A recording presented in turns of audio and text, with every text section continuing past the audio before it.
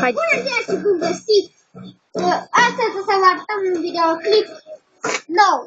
Avem și un invitat special nou. Salutare! Astăzi o să vedem. Zic că nu am. Moartea balonului. Stai mă, arată fața de pe balon. Da.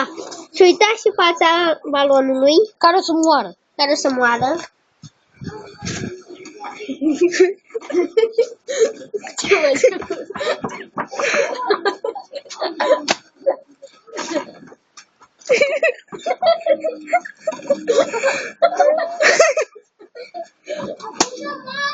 Lasman! Asta sunt moartea balonului. Bă, ăsta nu mănâncă! Scoate-o din gură să nu se mice.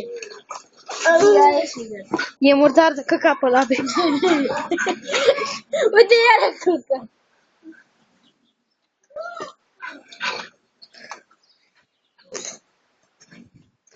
Ce? Uite, ce ca un balon.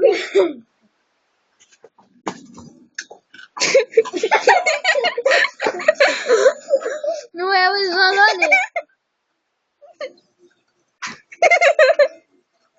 Veniți la mine, careva? Dacă m-a lăsat tati.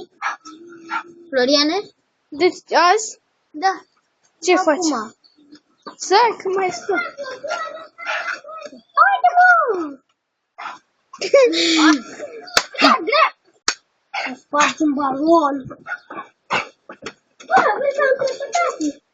Hai, dar nu cred că vă lasă. Da, hai, Florian,